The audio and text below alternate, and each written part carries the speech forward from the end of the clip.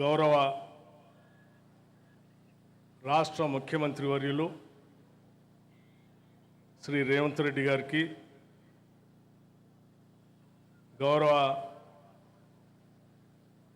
శాసన మండలి చైర్మన్ సుఖేందర్ రెడ్డి గారికి, గౌరవ శాసన సభాపతి ప్రసాద్ కుమార్ గారికి, గౌరవ మంత్రివర్యులు శ్రీ ఉత్తమ్ కుమార్ రెడ్డి గారికి, గౌరవ మంత్రివర్యులు శ్రీ శ్రీధర్ బాబు గారికి, గౌరవ మంత్రివర్యులు శ్రీ దామోదర రాజనరసింహ గారికి, గౌరవ మంత్రివర్యులు శ్రీ పొన్నం ప్రభాకర్ గారికి, గౌరవ మంత్రివర్యులు శ్రీ కోమటిరెడ్డి వెంకటరెడ్డి గారికి, గౌరవ మంత్రివర్యులు శ్రీ తుమ్మల నాగేశ్వరరావు గారికి, గౌరవ మంత్రివర్యులు శ్రీమతి కొండా సురేఖ గారికి, గౌరవ మంత్రివర్యులు శ్రీమతి సీతక్క గారికి, గౌరవ మంత్రివర్యులు శ్రీ పొంగులేటి శ్రీనివాసరెడ్డి గారికి, అట్లాగే గౌరవ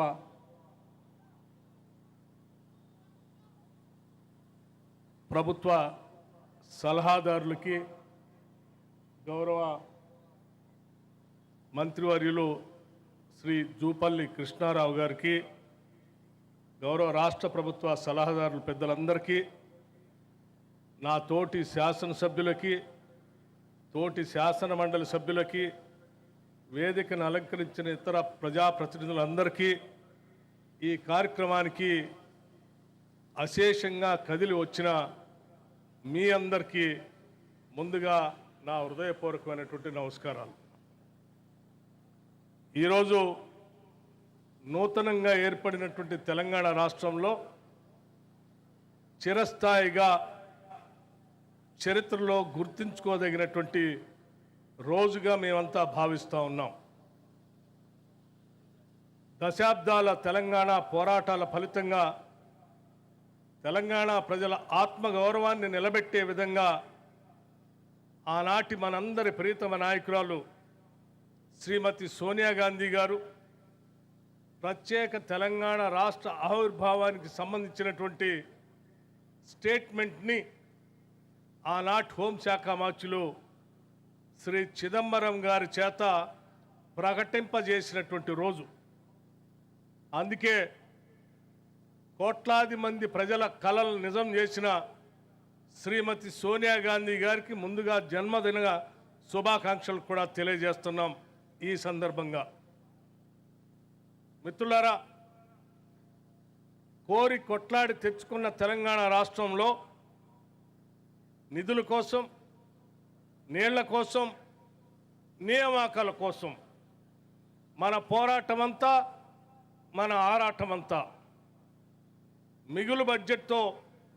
ఈ రాష్ట్రాన్ని బీఆర్ఎస్ అలియా టీఆర్ఎస్ పార్టీకి అప్పచెప్తే 7 లక్షల కోట్ల పైబడి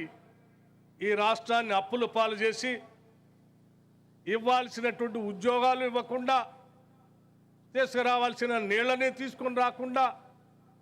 ఆత్మగౌరవంతో బతకాల్సినటువంటి ప్రజల్ని బందీ చేసి అనుక్షణం అవమానాలకు గురి చేస్తూ ఒక రాజ్యహింసతో ఈ రాష్ట్ర పాలన సాగిస్తున్నటువంటి సందర్భంలో ఆనాడు